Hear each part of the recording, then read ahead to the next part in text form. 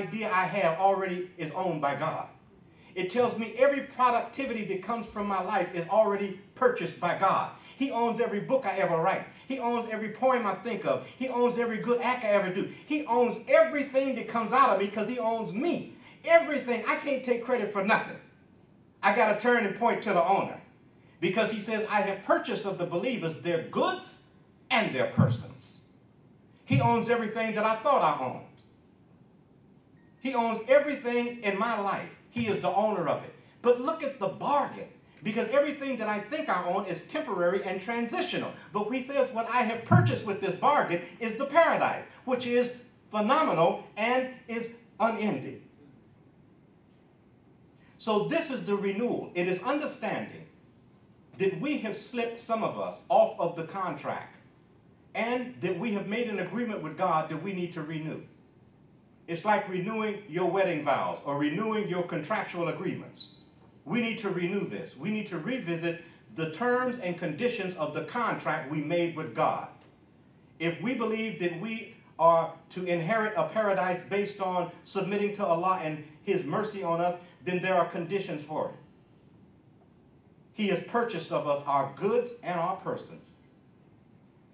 And we have to act like we have an owner. You can't do whatever you want with God's property. You can't go wherever you want with God's property.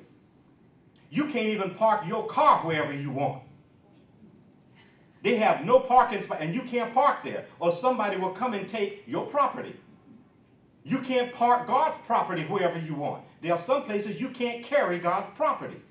There are some things you can't do to God's property. Certain things you can't put in it. Certain things you can't put on it. And it's a certain way you got to treat it. Because it's God's property. So when we take this mind and take this approach and renew our commitment on an individual level, and then have the alignment where when I say, and I love this and I'm concluding now. I said that already? And I'm concluding now. When I look at the fact that what Allah has given us is an opportunity to be visited by the revelation He gave to each and every one of the prophets.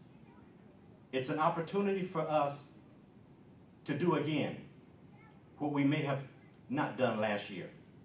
It's an opportunity for us to come to grips with ourselves, who we are and who we're supposed to be. And this is surely the greatest reality of who we should be.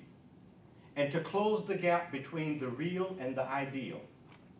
The ideal is when Allah subhanahu wa ta'ala says, He is the one that called us Muslims. But each morning when we wake up and look in the mirror, we may feel we have fallen somewhat short on being what a God created us to be. And at the end of each day, as we reflect back on what we did or didn't do, should or should not have done, we feel we may have fallen short again on reaching that ideal. Ramadan is an opportunity for us to close the gap between the real, meaning the reality of where we are, versus the ideal, meaning that which Allah said He created us to be. I thank you so much for your patience with me.